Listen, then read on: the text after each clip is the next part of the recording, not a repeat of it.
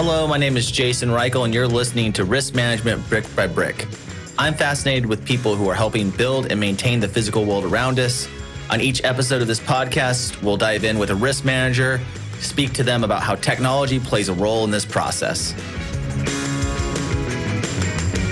It's my pleasure to introduce Zach Wright as our guest for today's episode. Zach is an experienced risk manager at the Haskell Company. The Haskell Company is a large construction organization with over 2,000 professionals.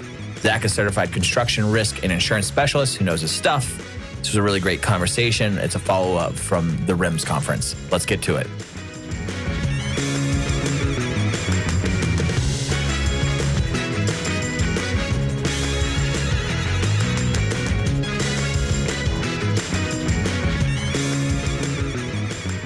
Hello, Zach. How are you?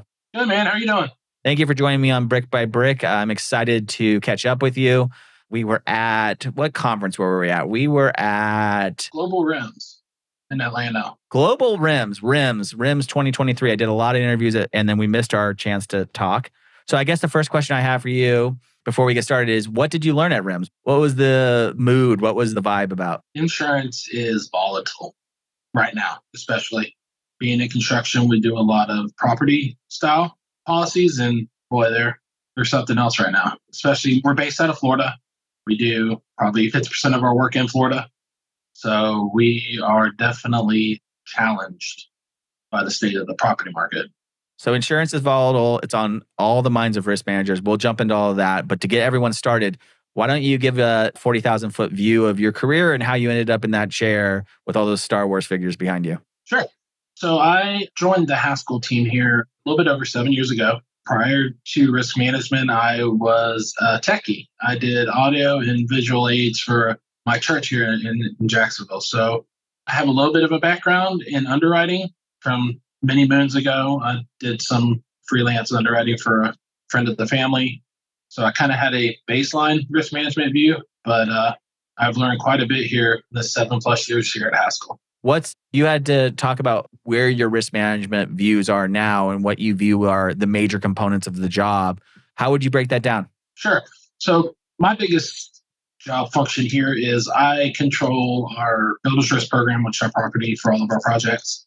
I handle our bonding needs for surety bonds and as well as our work comp. So I'm pretty much from the operations side, right? I like to handle the day-to-day. I'm the one that gets dirty with the project teams to make sure all the insurance is in place and make sure that our guys are covered when they go to the site. Because at Haskell here, safety is our big push just with any construction company, but we take it a step further with how we protect not only our clients, but our team members here, our subcontractors, anybody that sets foot on one of our sites. We want to make sure they have the best coverage and they're covered for anything that happens. And so that looks like working with your vendors, working with your subcontractors to make sure that they also understand the insurance requirements and that they're getting the support they need. Does it look like obviously developing procedures in order to accept the risk that you are taking on those jobs? Do you guys have a process? So one of my favorite frameworks is governance, which is the team commits to having the conversation about new incoming risks, and that could be made up of you and maybe executives, however that works within your organization. Then that goes down to evaluation of your risk appetite. Are we going to take on this risk? Are we going to mitigate this risk? Are we going to pass this risk off? And then it flows into policies, procedures, or contractual risk transfer if you're going to pass it down to your subcontractors. That's a very sophisticated way of looking at it. How do you then go and educate the vendors or even your own teammates about these processes? What sort of field processes do you have? Yeah, so I think the big thing that we do here is we do training, right? Every 6 months, I'm meeting with project teams, going over emerging risk. So two of the big ones that we've seen in the last 5 years are cyber and drone. So we educate them on the risks associated with, say, John Smith has his drone, he wants to bring it and takes a picture of the job site. Well, here's a risk if you have somebody that brings a personal drone to the site, right? You're at risk of putting yourself in danger as well as putting the company, subcontractors, anybody on the site. So our biggest thing is training, right? And we harp on it. With COVID, we've kind of switched to the team Zoom style meetings for training. I think it's easier for us to get everybody together that way, but we're always educating them on emerging risk. If things change within our own insurance portfolio, as soon as they change, we let them know. We're like, look, here's how this is going to affect you. This is how it can affect your contractors. The other thing we do is we're a relatively small risk management team here. There's only three of us. So we all know everything that happens within our risk management team. So any team member can come to any one of us and say, hey, I got a question about this. And they'll be able to help them, or we can get together as a team and help. We're really customer focused, right? And our customer in risk management is not necessarily just vendors, it's our teammates. It's the ones who are putting everything together. How do you give that initial? So, do you guys have a standard contract or by vendor or whatever is necessary for that particular job? Do you grade and then give a risk assessment of what needs to be mitigated?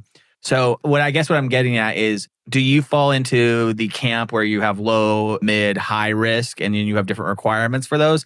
Or is everything bespoke in the way that you guys operate? So the way that we run is we have a separate pre-qual team that does all of the pre-qualification, which assesses the initial risk, right? Before we even touch it. Now, we trained our pre-qualification team members, right, to, if they see something out of the ordinary on the risk profile, on the insurance side, on the bonding side, anything like that, come to us because we're the one-stop shop for it, right? So if there's an issue with somebody who maybe doesn't have an insurance coverage, or their ratings for their recordable injury rate is not as good, then we work through it with them. And that's really how we protect ourselves in the beginning, right? We also have 5 or 6 different styles of contracts depending on the work being done, right? So we don't just have a one size fits all contract, because not every contractor is one size fits all. Yeah, no, I mean, obviously reduces the contractors you can use and everything else, which is not, Absolutely. that's part of that risk profile is actually looking at the job and putting it into a category then you can actually facilitate and be successful at. Yeah, and Haskell is a little bit unique. We are a full service design build firm. So we can take a project from start to finish, from design. We have agreements for professional services all the way through our construction. So we're kind of unique. So we kind of have to have that model of, you have to have a contract that fits the scope of work that's going on, correct? So that's our second kind of form of risk transfer. We also have an in-house legal team who reviews prime contracts with owners and reviews subcontracts with our vendors to make sure that any contractual risk transfer is being properly identified and passed through if need be. So, I mean, we have very many layers of how we protect not only our owners, but Haskell as a whole and our subcontractors, to make sure subcontractors are able to, number one, perform the work, and number two, do it safely. Because it's all about safety. It's all about saving that person's life on the job site, just because you had the right procedures in place. Absolutely. And also, like I always talk about the built world and how the job is to add to the world and get that work done. Obviously, businesses are designed to make profits, but in reality, everybody wants a positive outcome across the board. And I think that's the biggest thing that I found with risk managers and their philosophies of, how do I become proactive where my team will share information with me versus looking at me as a human stop sign within the organization? How do I get my project managers or even my vendors to share risk? And how do I change the perception of what risk management used to be, which is we're going to reduce cost, to no, we actually want to know this stuff, because if we can handle X successfully, then that opens doors for us versus just saying no to everything. So talk about that journey since you've been around in the field for a while now and where you guys are at with that today. So it's funny you mentioned that. So when I joined back in 2016, risk management, we were the no people, right? We were the ones that nobody wanted to talk to us, because if they talked to us, they felt like they had done something wrong and we were there to slap their wrist or tell them, they're not doing it right. Over the years, the philosophy's changed, right? We've grown just like a lot of construction companies, and we've really shifted the focus from us being the no people to us being your first line of defense. So if something goes wrong, we're not here to tell you what you did wrong. We're here to make sure that you get through that in the best outcome possible. Right. Mitigate from this point forward, basically. Correct. Everybody, we're human. We're going to make mistakes. Nobody's perfect. It's going to happen, but it's how you can mitigate that loss, right? And the best mitigation is to be proactive, not to be reactive. And for a long time, risk management here was very reactive. So we've really encouraged our project teams to, if they see a problem on the horizon, reach out to us as early as you can. We're here to help. We're not here to be a deterrent. We're here to help. And that's where a lot of people don't understand where risk management it really is today, especially in the construction world. Not there to just stop the work, essentially. Correct. Correct. The work has to continue. We understand that. But we're here to make sure that the work is continuing safely. And if any issues arise, we'll help you through it because that's what we're here for. We're here to serve our customers, right? We're not here to be the big bad guy that tells you no. Controversial topic sometimes is in risk management, you have what I'll call a modern view of risk management, and people can correct me they can throw tomatoes at me if they want, which is that COI tracking, actually validating the insurance information that is part of the contract, is closing the loop on a process that starts in the pre-qual, in selecting the vendor, in the contract signing, and it's a pivotal part. And then there's some risk managers who go, well, it's in the contract, so if something happens, we can just litigate against the contract. We don't really care about the COI or knowing if they're compliant. What's your take on that? And how do you manage that within your own teams? All right. So, yes, very controversial. When I started here, COIs were anything and everything for us, right? To get paid, you had to have COI. When the project closed, you had to have COI. Within their statute of limitations of complete operations, had to see the COI every year. What we've kind of adopted now is, yes, the COI is important. It's very important because, like you said, from start to finish, pre-qualification. Let me start over. Pre-qualification. We ask, can you meet our limits? Now, sometimes they don't even know what those limits are, and they just click yes. And then we get to the contract, and they're like, oh, well, we can't provide that. So what we tell our teams is, look, if you have issues with a subcontractor that they can't provide something, come to us. We have solutions to help not only mitigate any risk associated with not having a certain part of the coverage, but to get things flowing forward. Because the last thing we need, especially in this day and age, is to have a contract where you have a vendor that you have to have, number one. Number two, maybe has long lead supply chain issues to get behind. So, and we all tie that back into the COI. So we don't normally require COIs during pre-qualification, but before contractor steps on site, we're asking for their COI. We have one of my team members on our team. That's her job function. One of them is that she reviews COIs. But that also goes back to training, right? We've trained our team members what to look for. We are not the ones that are just going to carte blanche look at a COI from top to bottom. We've created certain help documents that shows, hey, look, here's our contracts. Here's what's required. If something doesn't make sense to you, please reach out to us. We'll walk you through it. But we're giving them the tools to succeed ahead of time. Yeah, I think that's important. When I also think about taking that one step further and talking about different processes, as it's becoming an issue, and this was something that I heard at RIMS, where your contractor pool and maybe even your direct employee pool is shrinking because the industry across almost all are shrinking in trade craft professions, that you must develop a stronger relationship with your contractors, with your employees as an organization. And thus it becomes like almost an extension of your team. And I know that every construction company will say that their contractors are an extension of their team. But like people are actually going out and now providing training or doing forced coverage for their providers or looking at how many endorsements did we waive? How much risk did we accept? So I guess the question I have, one, is how do you keep track of all your risk appetite? How do you take and put in front of your executive team and go, these are the things we opened ourselves up to for risk. These are the things that we shut down. Like, do you have a cadence like that? Is that part of your process? Is it part of the process that you're thinking about implementing in the future?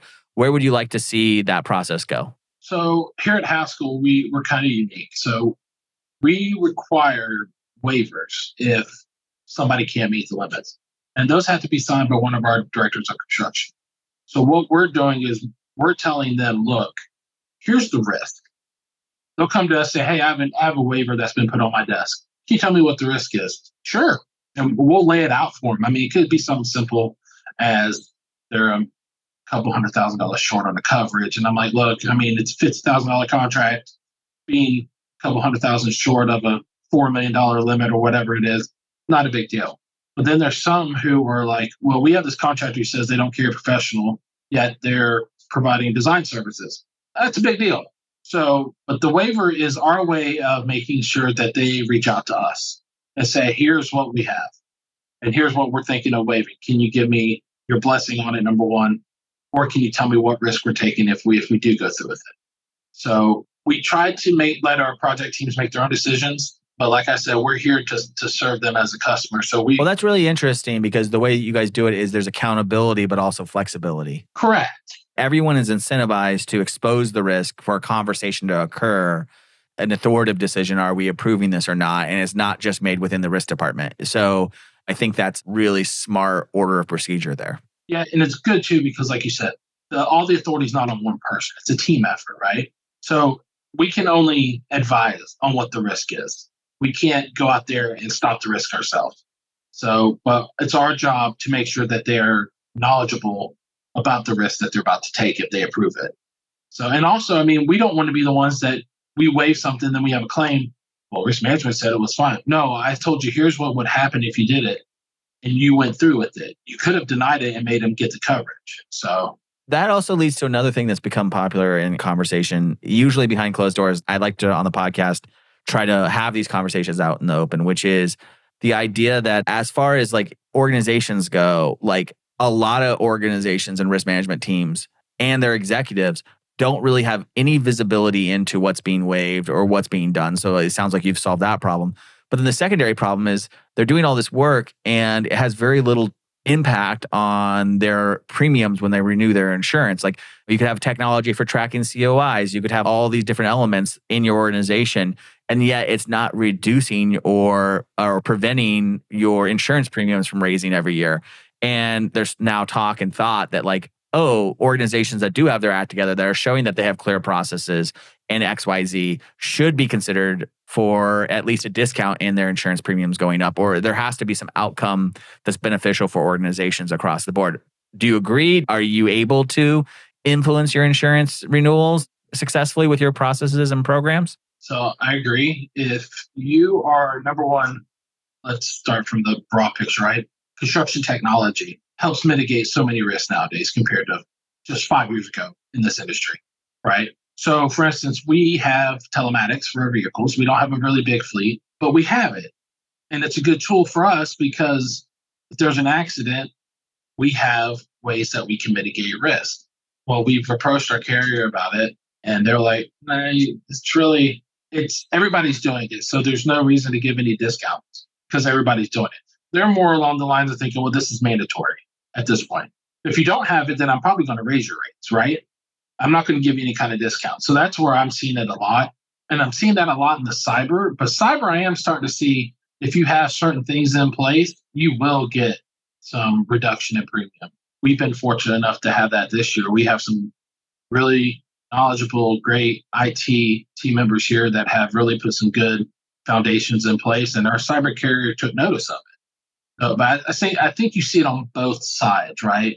You'll see the things that everybody's doing, and if everybody's doing it, then you're not going to see that reduction. Well, is that because the cyber providers are typically, because there's only a handful of really great ones out there, but they're more modern in their approach and what they're actually looking for. So they want those data points in order to give the best premiums and be competitive, where maybe our traditional insurance companies don't really have the incentive to be competitive because they know that you're in this region and you use them or this guy and it's going to be the same pricing kind of no matter what.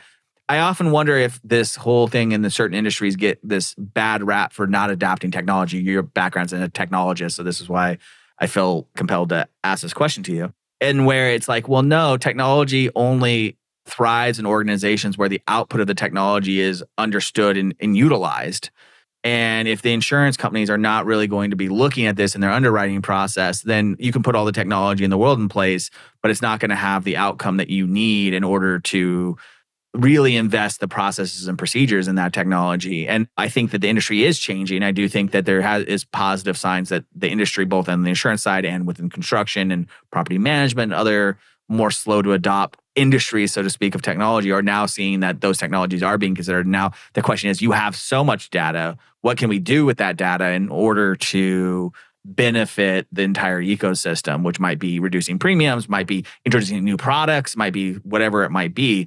But ultimately, I see that it has to be full cycle. And I'm seeing the construction industry adopt technologies at a rapid rate right now because this conversation is at least occurring. Correct. And Haskell has an R&D wing, Disrupt Tech, right? And I mean, the way I see it is we may not get premium reduction, But with the technology that we're implementing and how modern and state of the art it is, our savings are coming on the other end, right? We're reducing the volume of claims, number one. We're reducing the severity of claims, number two. So I look at it as a kind of a checks and balances, right? Well, we may not get that premium reduction up front that we want to see, but if we can save one or two claims a year on actual claims that are going to go out. Yeah, right. You're going to see both sides of it. Yeah, absolutely. And you're going to see something that is positive. So, and like I said, we really strive in R&D. Our team's fantastic, and we're constantly rolling things out to project teams. We're piloting things on job sites, anything from hard hacks to robotics. So it's good for us because it keeps us safe, but it's also good for the industry because I think the industry needs to see that technology is the way of the future to help build, because you still have a lot who are this old school, just technology is not going to help you, where it's very much a very good, number one, deterrent for possible injuries and claims. But number two, it's also efficient. Right. Absolutely. It's been really good talking to you. I like that we've been able to cover so much. One last question I have for you is around advice for people entering the industry, because another big thing at RIMS was all around how there's an aging risk management population and we need to get modern risk managers into the field, entice them in. And then there was a good number of youngish, in their mid-20s, risk managers or risk analysts. What piece of advice would you have in order to have a long, fruitful career, both in this and maybe in general? What I like to tell younger risk managers is this: risk management is a very broad field. I would say knowledge is power in this case. Don't pigeonhole yourself into one area if you can. Number one. Number two, network. That's the biggest thing I've learned in 7 years in risk management. The risk management field is not a big field. So it's good to have those relationships to help you grow. And then number three is just dive into what you're doing. Pay attention to what's going on around you. Learn from your mentors as much as you can. Soak all the knowledge you can when you're young, because I promise you it's beneficial in the long run. Yeah, I think your point 2 and point 3 go. So the biggest thing I've noticed is everyone says network's important in all industries. In technology, where I come from, of course, you're networking. Oftentimes, you're trying to sell someone when you're also networking. What I find that's interesting about risk management is it's a body like sort of professors where if we share knowledge in risk management, everybody gets better, and that's better for everyone in the industry. And so it really is networking leads to mentorship, right? I found that so many people have been willing to step up and fill in the gaps and share information with me that is really unique, that you don't get in every single profession, right? And that way I find it to be all you have to do is be curious and lean in, and there'll be people there that want to support you through that process and make you the best that they can possibly be because they have a passion for it. Yeah. And I mean, I had our previous director of risk management here was a great mentor to me. She taught me how to do things. And then our current director, he's been here almost 3 years. And I mean, leaps and bounds of just the things I've learned, just soaking it up, right? I mean, I'm not old by any stretch of imagination, but I mean, I've learned so much in the last 2.5 years under his guide and mentorship. It's fascinating. Risk management is a fascinating world. You're never going to see the same thing twice. That's correct. Every challenge is going to be different. Absolutely. Well, thank you so much, Zach, for joining me on Brick by Brick. It was a fascinating and awesome conversation, and I look forward to catching up at another conference. Awesome. Thanks, Jason, for having me. Thank you. Peace, man. See ya. Risk Management Brick by Brick is brought to you by TrustLayer. Find out how TrustLayer manages risk so that the people can build the physical world around us. Head over to trustlayer.io, and then make sure to subscribe to Risk Management Brick by Brick on Apple Podcasts, Spotify, or wherever you get your podcasts. On behalf of the TrustLayer team, thank you for listening.